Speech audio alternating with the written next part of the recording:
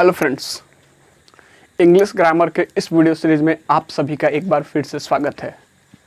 दोस्तों, last classes में हम लोगों ने आर्टिकल्स के यूजेस, आर्टिकल्स में ए और एन के यूजेस के बारे में पढ़ा, स्टडी किया। वहाँ पे मुझे थोड़ा सा कहने में कुछ बच्चे का ये चीज़ आया कि सर वो 9th 10th का है, 11th 12th का नहीं। मैं आपको एक चीज़ जानकारी देता हूँ, मैं बार बार ये चीज़ कहता आया हूँ कि सीबीएसई का 9th 10th, सीबीएसई का 9th 10th जो होता है वो बिहार बोर्ड के 11th 12th से काफ़ी ज़्यादा ऊंचा होता है, हाई लेवल का होता है।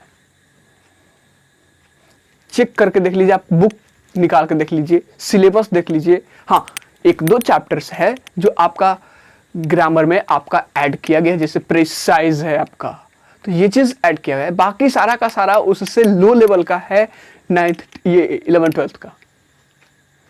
तो सावधान हो जाइए और हो सके तो वीडियोस देख भी लिया कीजिए, क्योंकि जो आर्टिकल है ना आपको बहुत आसान लगेगा, एक्चुअली में है भी, लेकिन ऐसी गलती करेगा, यहां से ऐसी आप गलती करोगे जिसकी आपको लगेगा कि यार ये तो मैं जानता था।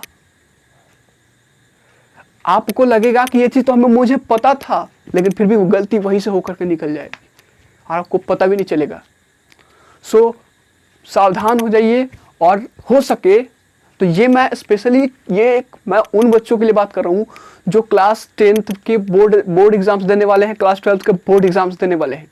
उनके लिए तो खासकर वीडियो देखना ही पड़ेगा, क्योंकि एग्जाम्स में आपके, मैं पहले भी बता चुका हूँ, आज भी बता देता हूँ कि आपके बोर्ड के एग्जाम्स में आपके आर्टिकल्स या फिर कोई ग्रामर का चैप्टर से ये डायरेक्ट क्वेश्चन नहीं आता है, इनडायरेक्टली आता है। गलती दिया रहेगा और उसमें से आपको सेलेक्ट करना है। ये भी नहीं बताएगा कि आर्टिकल से गलती है, आपको सेलेक्ट करना है, कहीं से भी गलती है, पूरा ग्रामर से दिया रहेगा और गलती आपको सेलेक्ट करना है।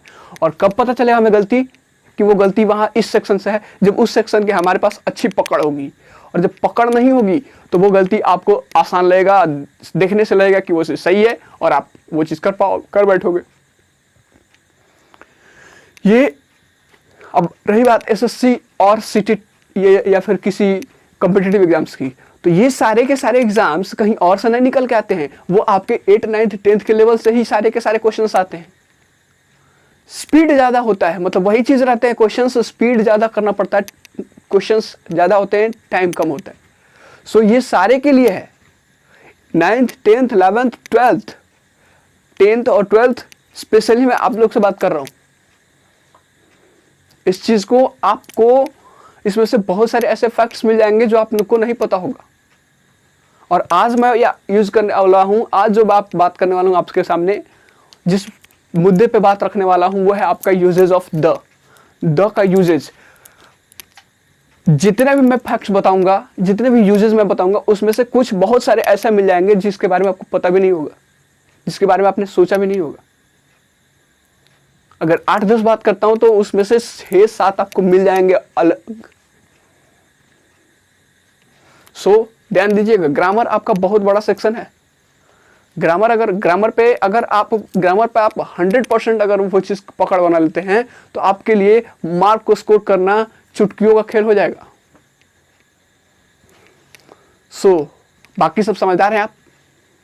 सो चलिए बिना देर किए हुए अपने टॉपिक की तरफ बढ़ते हैं और करते हैं आगाज हमें जो पढ़ना है आज। यूजेस ऑफ द का यूजेस क्या हो सकता है? आप जरा गेस कर सकते हैं द का यूज क्या हो सकता है? द का यूजेस क्या हो सकता है? बहुत सारे जानते हैं, नदियों के नाम के पहले, ये नहरों के नाम के पहले, ये चंद्रमा के नाम के पहले, सूर्य के नाम के पहले, ये सब सारे के सारे जानते हैं। चलिए मैं मानता हूँ ये बेसिक है, लेकिन ये जानना तो होगा ना सर आपको, क्योंकि अगर आप 10th में पढ़ रहे हैं, 12th में पढ़ रहे हैं, तो ABCD आज भी आप पढ़ते हैं, जो कि ABCD आप ये नर्सरी और LKG क्लासेस में पढ़ा करते थे। तो वो चीज़ बेसिक आपने पकड़ा कि नहीं? ऐसा थोड़ा है कि वो जेड के बाद वाला कोई नया चीज़ वर्ड लेटर पढ़ते हैं।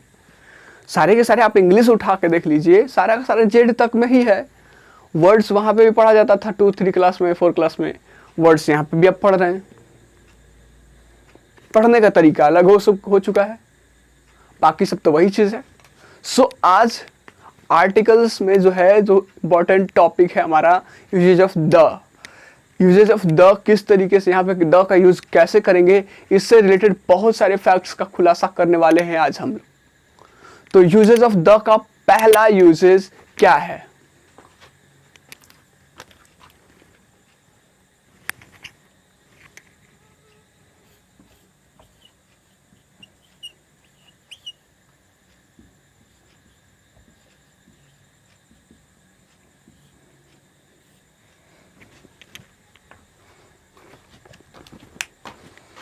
द का यूज पहला, द का पहला यूज की बात करते हैं तो द थोड़ा सा अलग लेवल से चलते हैं, वही चीज बात करेंगे लेकिन थोड़ा सा तरीका अलग होगा। द का यूज उन वस्तुओं या फिर उन व्यक्तियों के पहले करेंगे, किसी भी चीज के बारे में के पहले यूज करेंगे जो दुनिया में अजूबा हो, दुनिया में अकेला हो, दुनिया में विचित्र हो, यूनिक हो।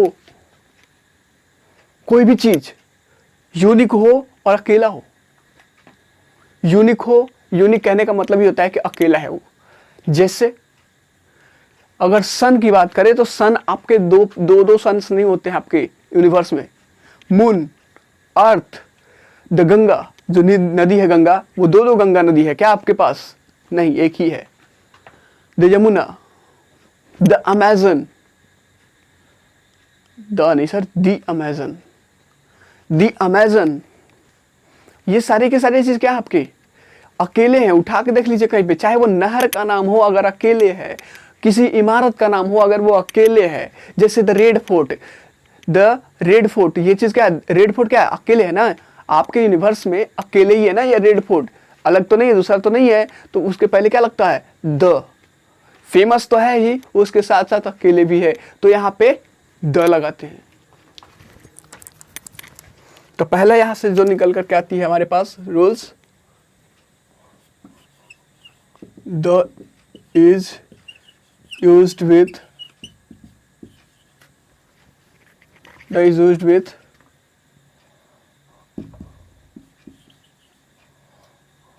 Unique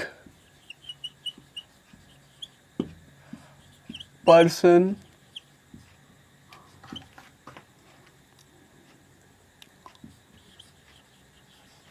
things etc। द का यूज अजूबा चीजों के लिए, अजूबा व्यक्तियों के नाम के पहले लगता है। एग्जाम्पल हम लोग देख सकते हैं, पर्सन ना लिख करके वहाँ पे पीपल भी लिख सकते थे। Example, the sun,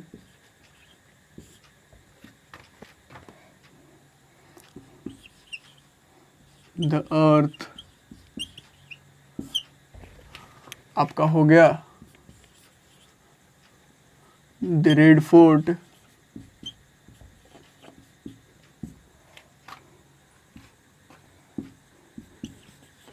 the Amazon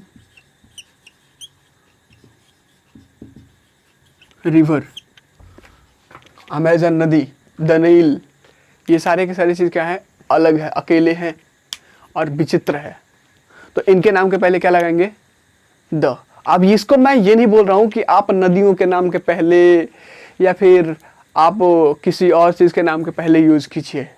वो सारे मतलब कि नदियों के नाम के पहले, नहरों के नाम के पहले, ये सेलेस्टियल बॉडीज के नाम के पहले, इसको 3-4 रूल्स बने नहीं, एक रूल से, ये सिर्फ एक रूल। सारे में देख लीजिए, सारा का सारा चीज एक ही रूल्स के अंडर में आ जा रहा है। मतलब 2-3 रूल्स को मैंने एक ही रूल्स में क्या कर दिया? मैसअप कर दिया। दूसरा रूल्स जो बात करते हैं हम लोग, आर्टिकल्स के जो द का यूज है उसमें बहुत खास होने वाला। दूसरा रूल्स जो हम लोग बात करते हैं, एडजेक्टिव के पहले यूज करते हैं, और वैसे एडजेक्टिव के पहले यूज करते हैं जो रिप्रेजेंट करता है किसी ग्रुप को, एक पूरे का पूरे ग्रुप को रिप्रेजेंट करता है। मतलब अगर किसी एडजेक्टिव के पहले आप यूज कर देते हैं, द का यूज अगर किसी एडजेक्टिव के पहले यूज कर लेते हैं, तो वो क्या करता है, जो वर्ड है, वो जो एडजेक्टिव है, अब वो एक इंसान को एक चीज के बारे में नहीं दिखा रहा है, वो रिप्रेजेंट नहीं, शो नहीं कर रहा है, वो पूरे जाति को बोध करा रहा है। द, मैं फिर से रिपीट करूंगा, यहाँ ऐसा ही रूल्स है। मैंने हम लोगों ने एक चीज पढ़ा था किसमें, ए और एन में।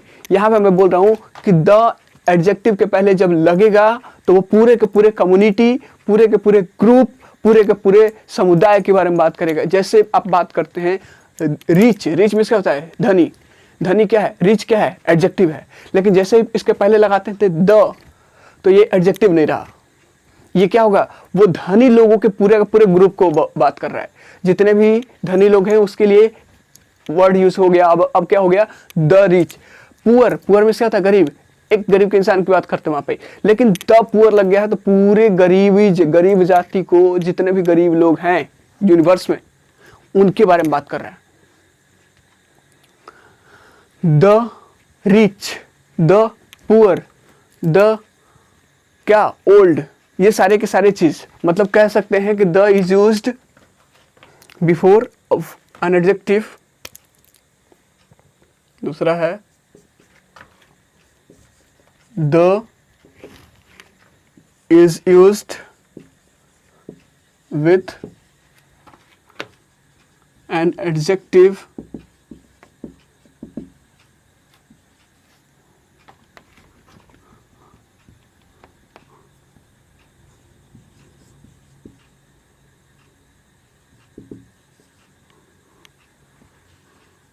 referring to a whole group of people। एक पूरे समूह के लोगों को क्या करता है? दर्शाता है। जैसे इसका एग्जांपल हम लोग अच्छे से देख सकते हैं। The rich, the poor,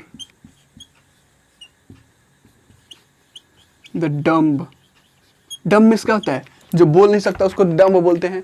the गूंगे, गूंगे अब हो गया, मतलब कि एक इंसान की बात नहीं कर रहा है, बहुत सारे एक ग्रुप के जो गूंगे लोग होते हैं, जो बोल नहीं पाते हैं, जो मूक होते हैं, उनके ग्रुप को बात कर रहा है। क्या? The dumb.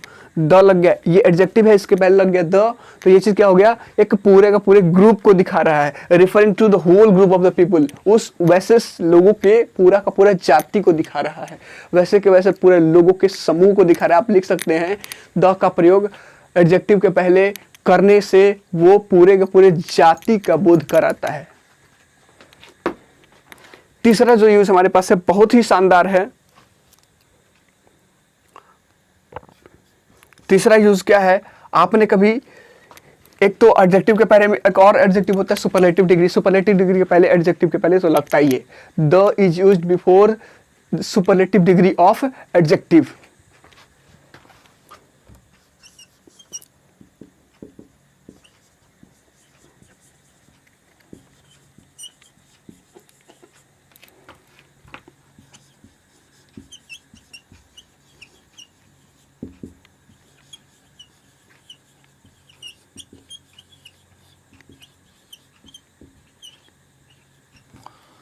अब एडजेक्टिव नहीं भी लिखता तो समझ में आना चाहिए था कि आप समझ में आ जाता कि वो सुपरलेटिव डिग्री तो एडजेक्टिव का ही होता है, क्योंकि कंपैरिजन ऑफ डिग्री में अगर बात करते हैं तो वहाँ पे 3 डिग्री होता है, पॉजिटिव, कंपैरेटिव और सुपरलेटिव।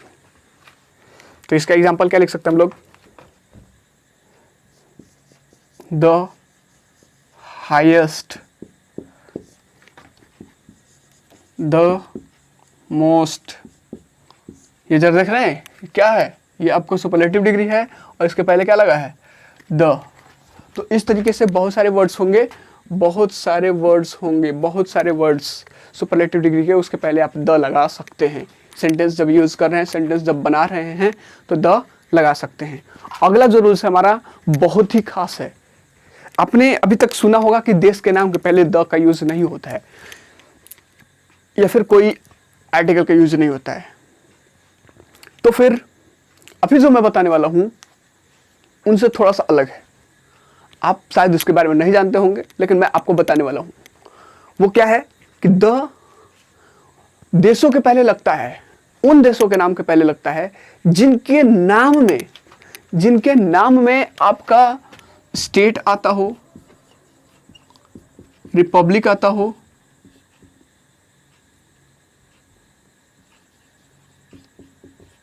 और किंगडम जैसे वर्ड्स आते हों।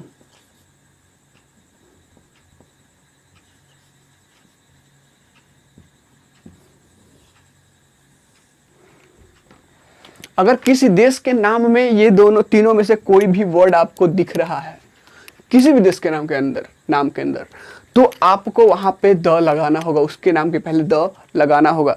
बाकी इन जनरल किसी देश के नाम के पहले द नहीं लगाते हैं। अगर ऐसा नहीं होता है तो द नहीं लगाते। एक केस में और लगाते हैं, वो बात करेंगे अगले ये चीज अगले रूल्स में।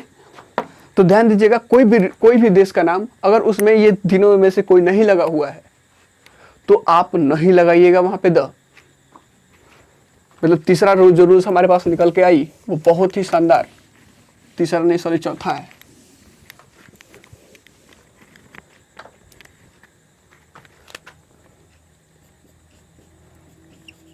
The is used before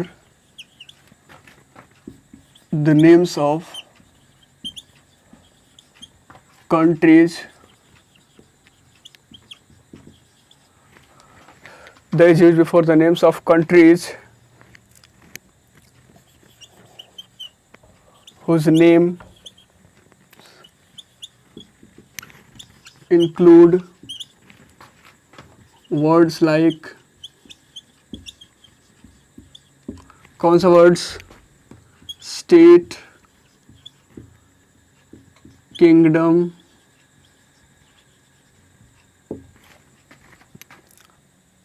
and Republic. आप लिख सकते हैं इसको हिंदी में, द का प्रयोग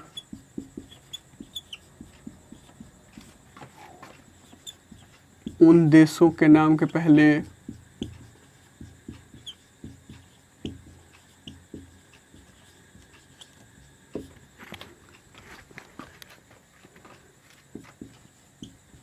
किया जाता है जिनके नाम में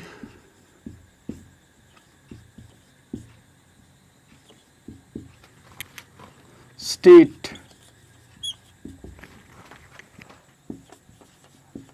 रिपब्लिक और किंगडम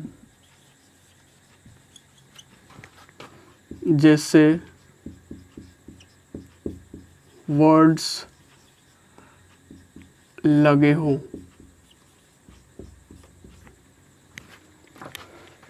ये आपका, इसका एग्जाम्पल देख लेते हैं।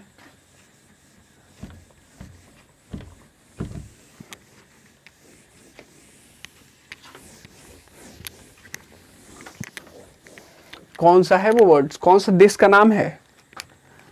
जैसे गेस कीजिए क्या हो सकता है? यूनाइटेड किंगडम,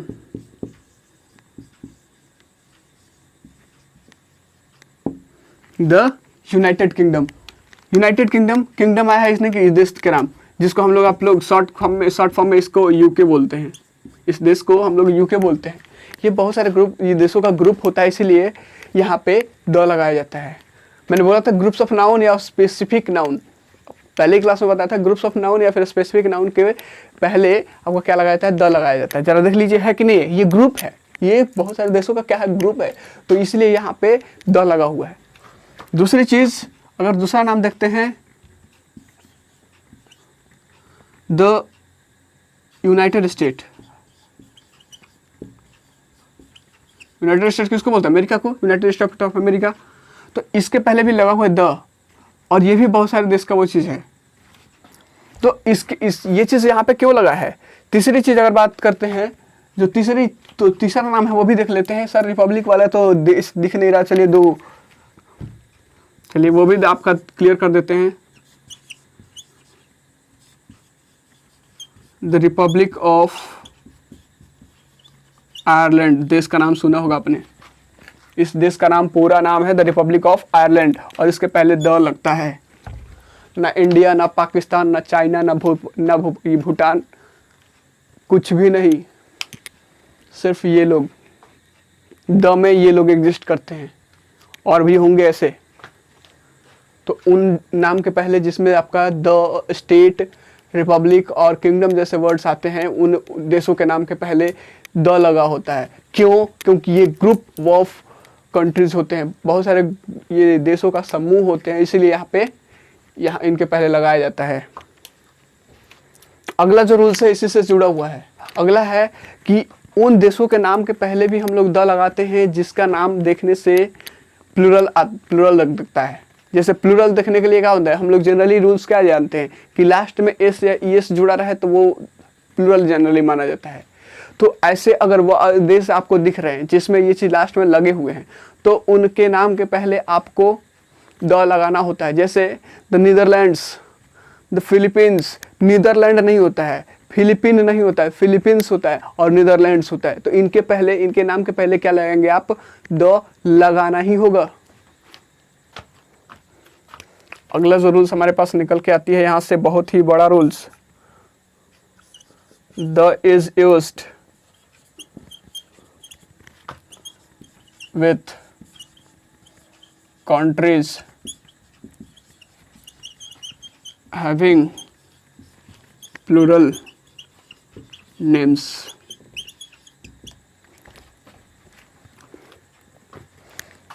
इन देशों के नाम के पहले द का यूज किया जाता है, इन देशों के नाम के पहले द का यूज किया जाता है। और आपको एक चीज और बता दे, जैसे एग्जांपल इसका देख लेते हैं। जैसे आप द नेदरलैंड्स,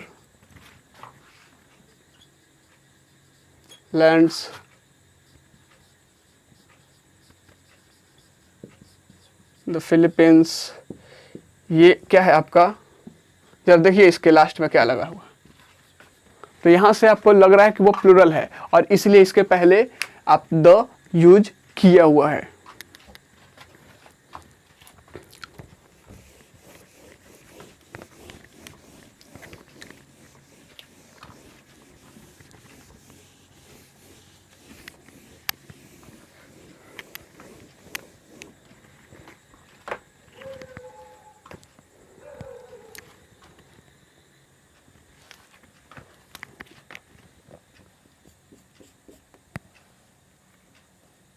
अब कहाँ पे लगता है द का यूज, आप बता सकते हैं द का यूज कहाँ पे लगता है? द का यूज उन फैमिलीज के नाम के पहले किया जाता है। मतलब किसी भी फैमिलीज के नाम की बात करें तो उस फैमिलीज के नाम के पहले द का यूज किया जाता है। जैसे टाइटल के पहले नहीं, फैमिलीज के नाम के पहले। अब टाइटल और फैमिलीज के नाम में क्या डिफरेंस है मैं दिखाता हूँ आपको। जैसे मान लीजिए अमिताभ बच्चन का तो नाम सुना होंगे ना, ये बच्चन क्या है आपका टाइटल है, ये बच्चन क्या है टाइटल। लेकिन जैसे इसमें एस लगा देते हैं, ये बच्चन्स एक परिवार का नाम है। अब इसमें जो भी लोग होंगे उनकी टाइटल लगा होगा बच्चन। तो यहाँ पे ये चीज क्या है, फैमिलीज का नाम है तो इसके नाम के पहले द लगाते हैं। राणा ये टाइटल है लेकिन इसमें जब एस लग जाता है तो ये चीज क्या होता है, फैमिली, और इसके नाम के पहले द लगाते हैं। द राणाज, द राणावत, द क्या बोलते हैं आपका खान्स, बहुत सारे नाम से आपको दिख जाएंगे, बहुत सारे फैमिलीज नेम, द अंबानीज।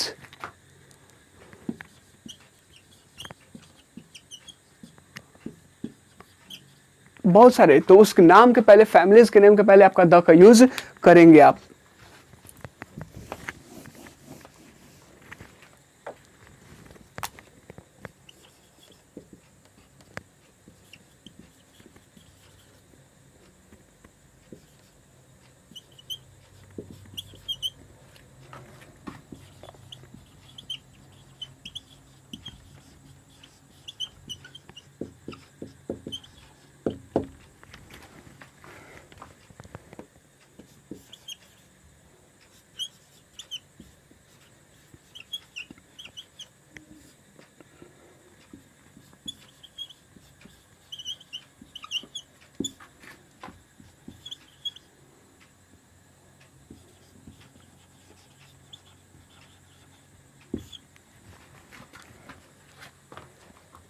अगला क्या होगा, अगला क्या होगा इसका यूज।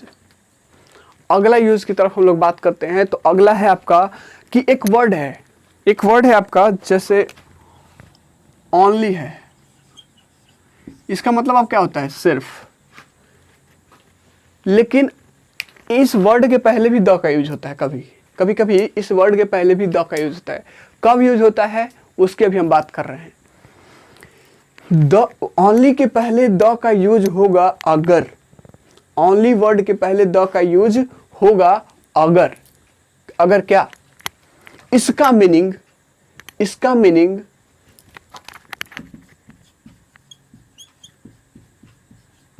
ये हूं।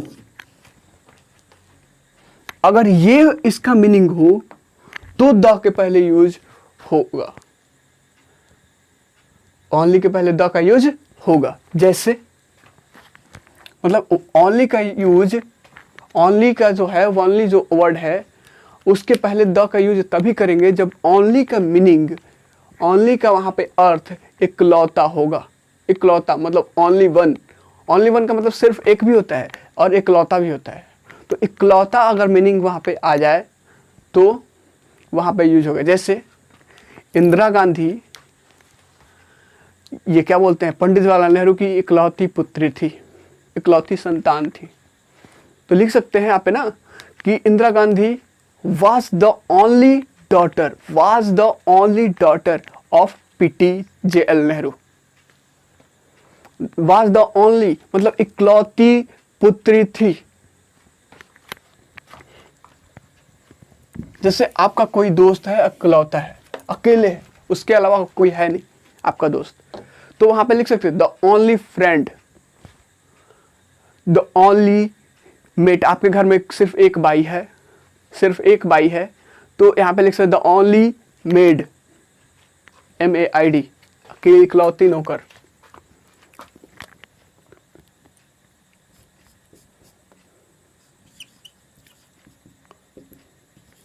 The is used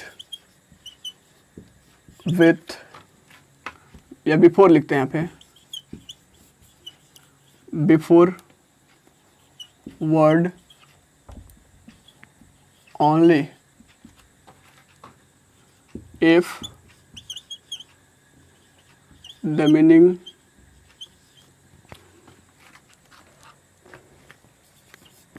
of this word is only one। only one का मतलब इकलौता लिख दीजिए, इकलौता भी लिखा जाता है, इकलौता भी लिखा जाता है, आप ध्यान दीजिएगा इस चीज़ को। ओनली वन, अगर ये चीज़ आपको इसका मीनिंग निकलता है कहीं पे भी तो वहाँ पे द का यूज होगा। मतलब आप लिख सकते हैं हिंदी में, अगर लिखना चाहे बाइलिंगुअल वाले मैंने पहले ही बोला था, तो यहाँ पे लिख सकते हैं द का प्रयोग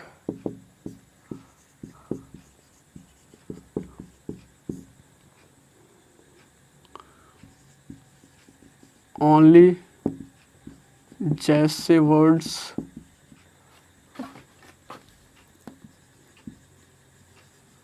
के पहले तभी होगा जब वाक्य में, या फिर आप शुद्ध सेंटेंस लिख सकते हैं, सेंटेंस में इसका अर्थ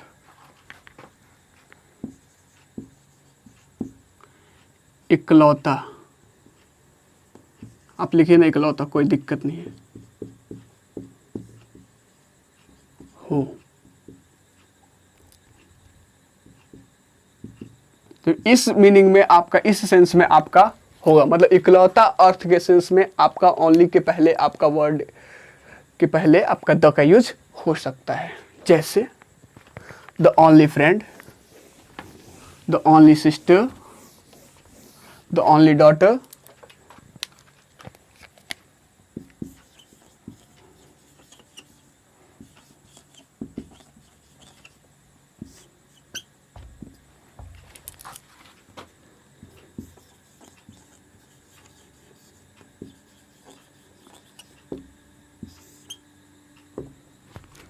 the only friend, the only maid, you are the only friend of mine।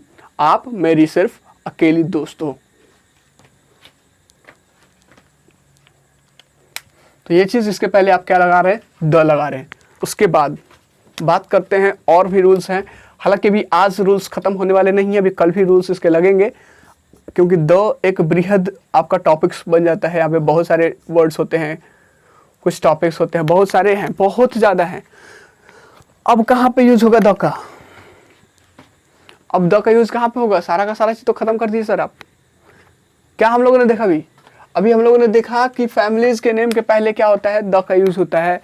आपके वो चीजें जो आपके क्या बोलते हैं अकेले है दुनिया में, उसके पहले लगता है आपके ये उन देशों के नाम के पहले लगता है जो जिसका क्या है आपका, जिसके मीनिंग प्लूरल हो दिख रहा हो, या फिर उन देशों के पहले लगता है जिसके वर्ड्स जिसके नाम में ही आपका स्टेट, किंगडम और रिपब्लिक जैसे वर्ड्स हो।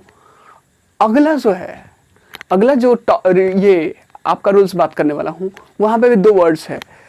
आपने ये दो वर्ड्स तो सुने होंगे मेरे दोस्त, होल और ऑल।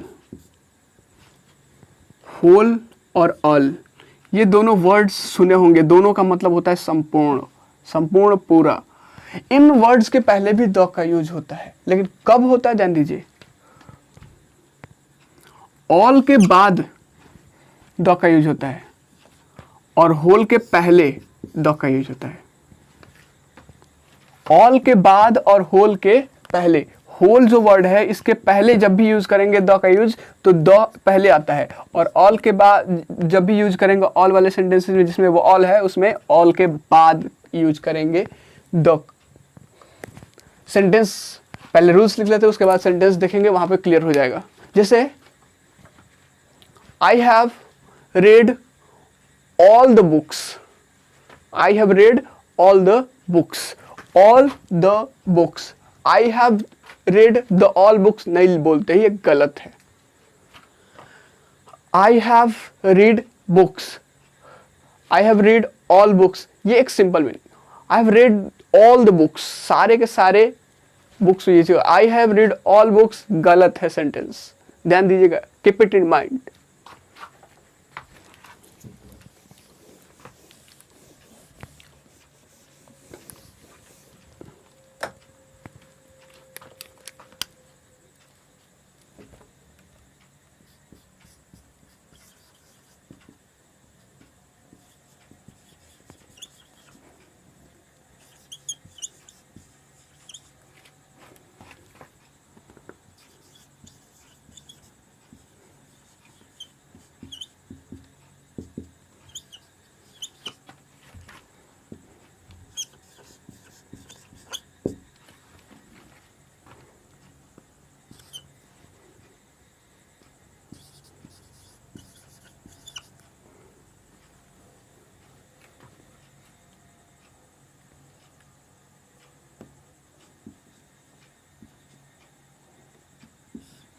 And after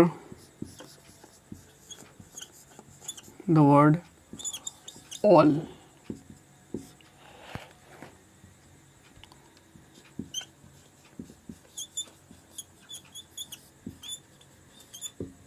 एग्जाम्पल देखते हैं।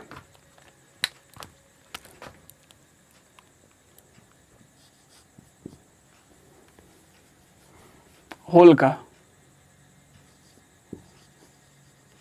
I have read all books, और एक है I have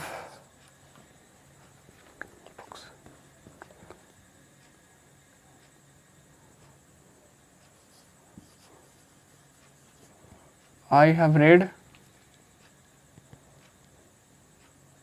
all the books। ये क्या आपका, ये सही है, ऊपर वाला क्या है, गलत है। देखने में लग रहा है आपको सही, लेकिन ये गलत है। आम भाषा में हम लोग यूज कर लेते हैं इसको, I have read all books, लेकिन ये चीज़ क्या है, गलत है। I have read all the books, ये आपका सही है। एक चीज़ तो यहाँ से दिख रहा है, एक चीज़ एग्जाम्पल ऊपर देखते हैं, या फिर इधर भी देख सकते हैं हम लोग। इधर आप देख सकते हैं यहाँ पे एग्जाम्पल कि ऑल वाला हो गया ना, तो होल वाला देखते हैं।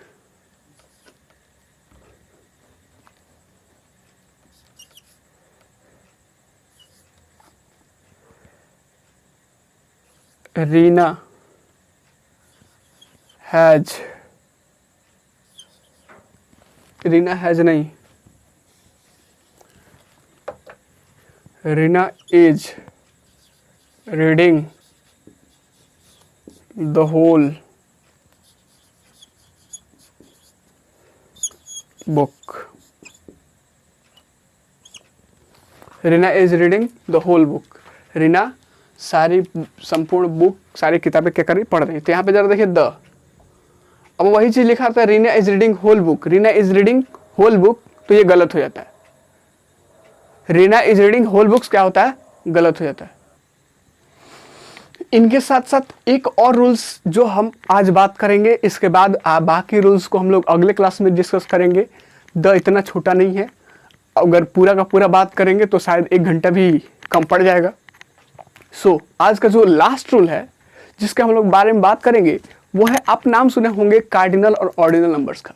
कार्डिनल नंबर्स किसको बोलते हैं, सारे के सारे काउंटिंग नंबर 1 2 3 4 5 6 7 8 9 10 11 12, ये सारे के सारे को क्या बोलते हैं, कार्डिनल नंबर्स। मतलब all counting numbers are called cardinal numbers.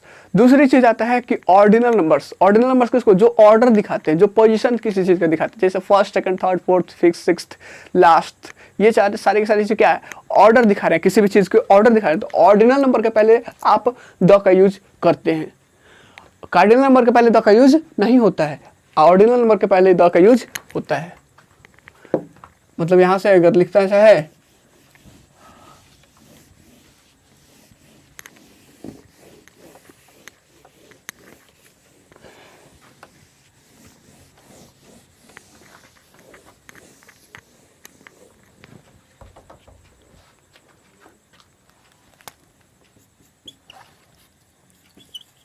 the is used with ordinal numbers। The का यूज ऑर्डिनल नंबर्स के साथ होता है, जैसे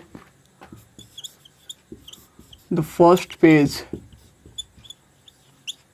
पहला प्रथम बुक, ये क्या आपका ऑर्डिनल नंबर्स है और इसके पहले क्या लगा है, द लगा हुआ है।